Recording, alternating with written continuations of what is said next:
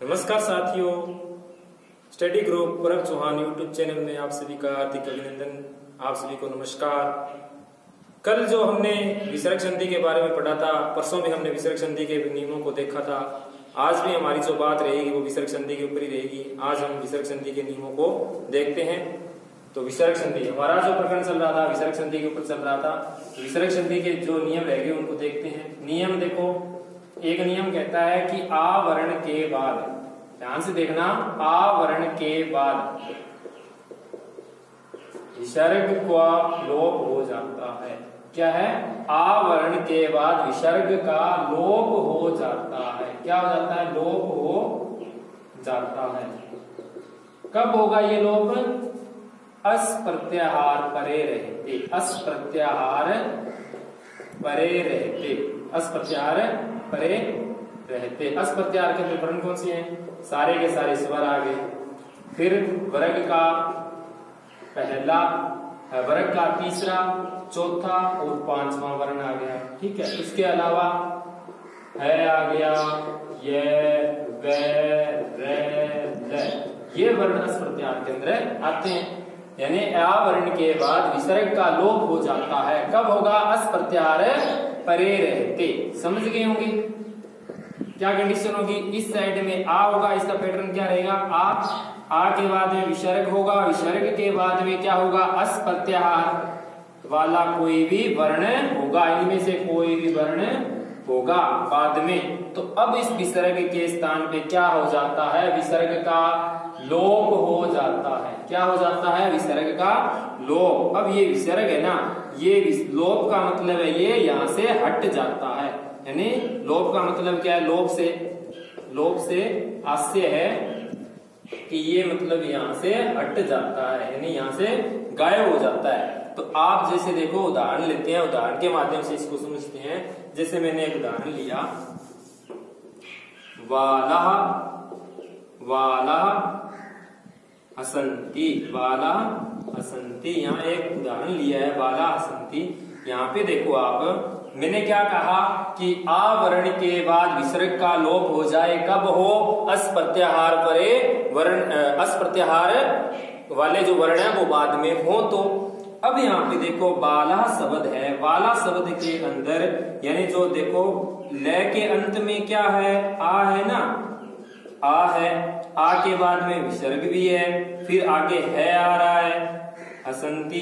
तो अब यहाँ पे देखो, ये है आ रहा है, तो है जो वर्ण है ये अस प्रत्याहार के अंतर्गत आता है कि नहीं आता है? स्वर, वर्ग का तीसरा, चौथा, पांचवा, ये रहा है। तो यहाँ पर इस विसर्ग का क्या हो जाएगा? लोप हो जाएगा, यानी ये यहाँ से हट जाएगा। तो अब इसको मिलाओगे तो क्या बन जाएगा? बाला हसती, बाला हसंती, सॉरी, बाला हसंती रूप बनेगा। इसका संधि विच्छेद किया, बाला बाला हसंती, बाला प्लस में हसंती। तो आज उसके बाद में बन क्या गया? बाला हसंती। क्या बन गया? बाला हसंती। इसी प्रकार से अन्य उदाहरण देखते हैं। जैसे उदाहरण मैंने ले लिया, वाला अत्र, वाला अत्र। एक उदाहरण लिया, वाला अत्र। अब यहाँ पे उसी प्रकार से जैसे आ है अंत में, आ के बाद में क्या? विसर्ग है, विसर्ग के बाद में इधर क्या है? अत्र। यानी यहाँ पे देखो, ए क्या है? अस प्रत्याहार के अंतर्गत आता कि नहीं है? मैंने कहा सारे के सारे स्वर आते हैं, तो ए स्वर है, तो यहाँ विसर्ग का क्या हो जाएगा? लोप हो जाएगा। तो अब क्या रह गया? वालह, तो वा। अब ल के अंदर आ जाएगा तो वाला, पीछे क्या? अत्र। तो क्या बन जाएगा? बाला अत्र बन जाएगा। लोप का मतलब क्या कहा मैंने? लोप का मतलब है हट जाता है, यानी गायब हो जाता है वहां से। इसी प्रकार से अन्य उदाहरण देखो, बाला अत्र हो गया, बाला हसंती हो गया। अन्य उदाहरण आप बना सकते, जैसे वृद्धा यान्ति, वृद्धा यान्ति, वृद्धा यान्ति। अब वृद्धा यान्ति में देखो, यहाँ पे क्या है? वृद्ध। अब यहाँ पे इसके अंदर में क्या है? आ है, आ के बाद में विसर्ग आ रहा है, विसर्ग के बाद में यान्ति। अब यहाँ पे क्या है? यह वर्ण है कि नहीं है?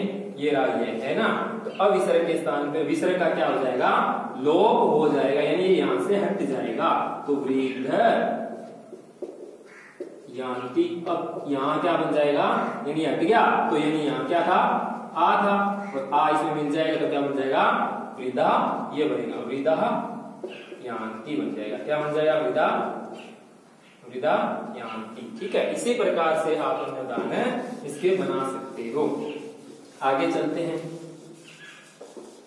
आगे वाला नियम देखो। इसके बाद में देखो ये क्या कहता है? अ वर्ण के बाद, अ वर्ण के बाद विसर्ग का लोप हो जाता है। क्या हो जाता है? विसर्ग का लोप हो जाता है, लोप हो जाता है। स्वर वर्ण परे रहते, यानी स्वर वर्ण परे रहते। स्वर वर्ण का मतलब क्या है? स्वर यानी ए, ई, उ, री, री, वो। ठीक है, स्वर वर्ण परे रहते, यानी बाद में, स्वर वर्ण बाद में रहने पर, या पर रहते, बाद में रहने पर। अब यहाँ पे क्या है? इसका पैटर्न क्या होगा? ए के बाद विसर्ग होगा कोई, उसके बाद में कोई स्वर वर्ण, यानी कोई स्वर वर्ण होगा। तो अब इसके लिए देखते हैं अपन उदाहरण। जैसे एक उदाहरण लिया मैंने, कृष्ण, कृष्ण है प्लस में एति, कृष्ण है प्लस में एति। अब यहाँ पे क्या है? कृष्ण है। अब कृष्ण, यहाँ पे देखो न के अंत में क्या ए है कि नहीं? ए के बाद विसर्ग है कि नहीं? है ना, तो एति। यहाँ पे देखो आप, यानी विसर्ग है, विसर्ग के स्थान पे क्या हो गया? विसर्ग के स्थान पे क्या हो जाता है? विसर्ग का क्या है? हम लोप कर देते हैं, कोई होता कुछ नहीं है, उसका क्या होता है? लोप होता है। तो कृष्ण ए इसमें मिल जाएगा, न पूरा हो गया, एति, कृष्ण एति बनेगा। ठीक है, विसर्ग का क्या हो गया? लोप हो गया। इसी प्रकार से आप बना सकते हो, कृष्ण है एति हो गया, राम है आगच्छति हो गया, राम आगच्छति, राम आगच्छति। यहाँ पे क्या है? मैं के अंत में क्या है? ए है ना, उसके बाद में विसर्ग है, विसर्ग के बाद में आ, स्वर है, यहाँ भी स्वर है और यहाँ भी स्वर है। ध्यान रखना, ये होता है ना, मैंने यहाँ भी क्या है? स्वर है और यहाँ भी स्वर है, तो कंडीशन इस नियम की लग रही है। तो यहाँ पे क्या कर देंगे? विसर्ग का क्या कर देंगे? इस विसर्ग का लोप हो जाएगा, यानी यहाँ से हट जाएगा, गायब हो जाएगा। राम, ये ए जो है ये इसमें मिल जाएगा। आगे क्या है? आगच्छति, आगच्छति क्या बन जाएगा? राम आगच्छति, राम आगच्छति बनेगा। क्या बनेगा? राम आगच्छति बन जाएगा। इसी प्रकार से अन्य नियम देखते हैं।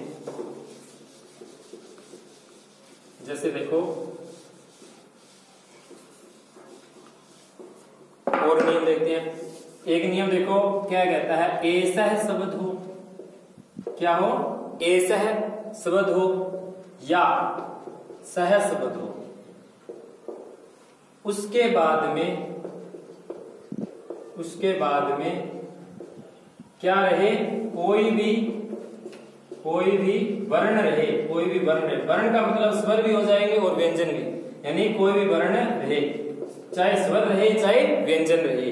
तो यहाँ पे जो विसर्ग है ना, विसर्ग का क्या हो जाता है? विसर्ग का लोप हो जाता है। विसर्ग का क्या हो जाता है? लोप हो जाता है। जैसे एषः विष्णु, एषः विष्णु। अब यहाँ पे क्या है? एषः जो है ना, एषः विष्णु। तो अब इसमें क्या है? ये क्या कह रहा है? ऐसे शब्द में उसके बाद में कोई वर्ण रहे, कोई भी वर्ण, तो वह क्या है? व्यंजन वर्ण है। तो यहाँ पे विसर्ग का क्या हो जाएगा? इसका लोप हो जाएगा। तो क्या बन जाएगा? एष विष्णु बनेगा। एष क्या बनेगा? एष विष्णु। इसी प्रकार से आप बना सकते हो सह अत्र, सह अत्र। अब यहाँ पे क्या है? सह अत्र। अब यहाँ पे देखो आप क्या है? सह के स्थान पे ये जो विसर्ग है इसका क्या हो जाएगा? लोप हो जाएगा। आगे क्या है? कोई भी व्यंजन, कोई भी वर्ण होना चाहिए, इसने कहा नियम में। तो आगे यहाँ क्या बन जाएगा? स अत्र। क्या बनेगा? स अत्र बनेगा। इसी प्रकार से एक मोस्ट इंपोर्टेंट जो नियम है उसको देखते हैं। इसके उदाहरण ज्यादातर प्रतियोगी परीक्षाओं में भी पूछे जाते हैं विसर्ग संधि के अंतर्गत। तो उस नियम को देखते हैं, ये बहुत ही इंपोर्टेंट नियम है। ये देखो क्या कहता है? स्वर वर्ण के बाद, ध्यान से देखना, स्वर वर्ण के बाद, स्वर वर्ण के बाद विसर्ग के स्थान पर, विसर्ग के स्थान स्थान पर रे जो हुआ है, रे जो हुआ है उसका लोप हो जाए, उसका क्या हो जाए, उसका लोप हो जाता है, उसका लोप हो जाता है, ये लिख लो, हो जाता है।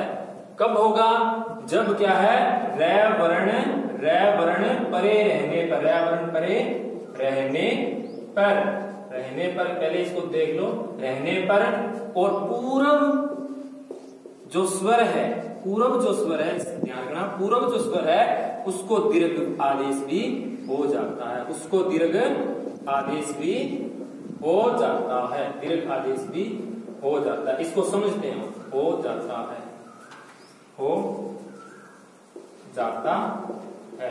अब इसको समझते हैं, अब इसका पैटर्न देखते हैं क्या कहता है, ये देखो, इसको समझते हैं। सबसे पहले ये क्या कह रहा है, स्वर वर्ण, तो स्वर वर्ण होना चाहिए, क्या होना चाहिए, स्वर वर्ण होना चाहिए। उसके बाद में क्या होना चाहिए, विसर्ग, क्या विसर्ग के स्थान पे रे हुआ है, यानी इस विसर्ग के स्थान पे क्या हुआ होगा, रे हुआ होगा।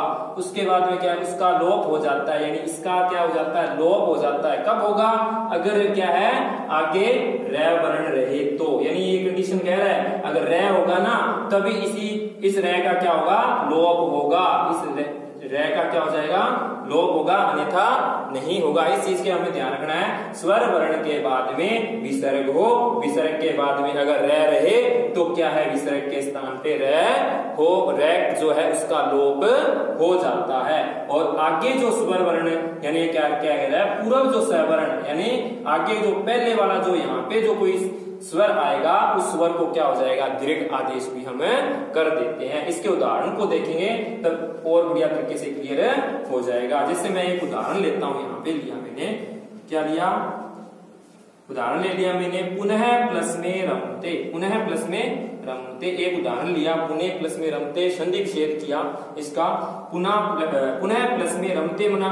अब यहाँ पे क्या है, विसर्ग को क्या हो जाता है, रे हो जाता है। ध्यान से सुनना, विसर्ग को क्या है, रे हो गया, उसके बाद में रमते।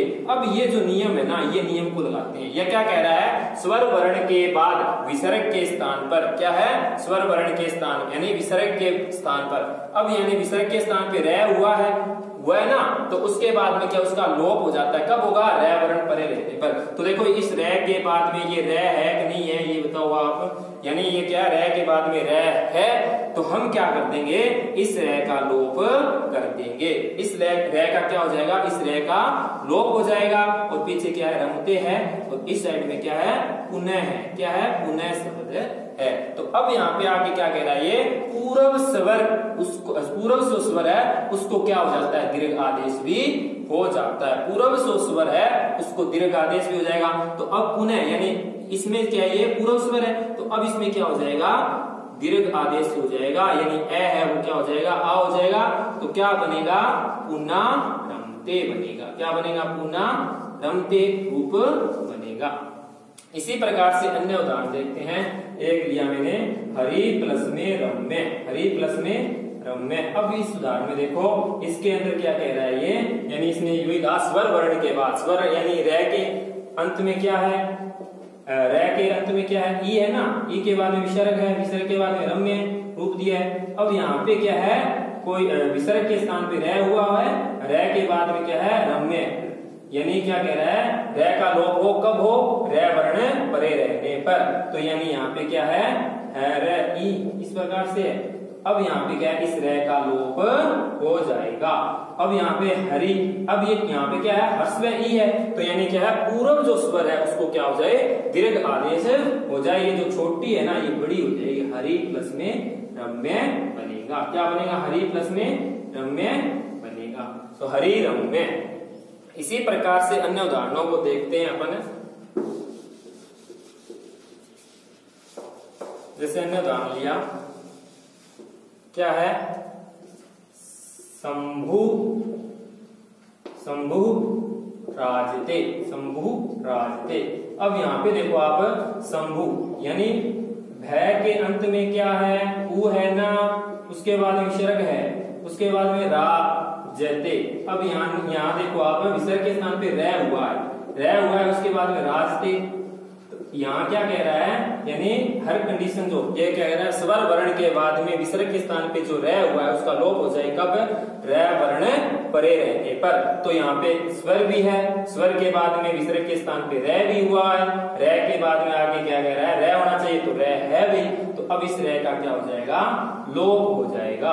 अब यहाँ पे क्या है, संभव है ना, तो अब इस ह्रस्व जो ये उ है उसको क्या हो जाएगा, दीर्घ भी हो जाएगा।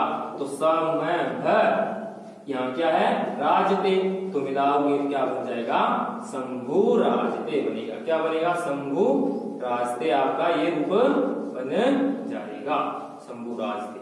ठीक है, इसी प्रकार से आप अन्य उदाहरण को बना सकते हो। शंभु राजते है, कवि, कवि रच्यति, कवि रचना करता है, कवि प्लस में रच्यति। तो यहाँ पे देखो, यहाँ भी यही है, यानी वह के अंत में क्या है, ई है, और यहाँ उसके बाद विसर्ग है, यहाँ क्या रच्यति है।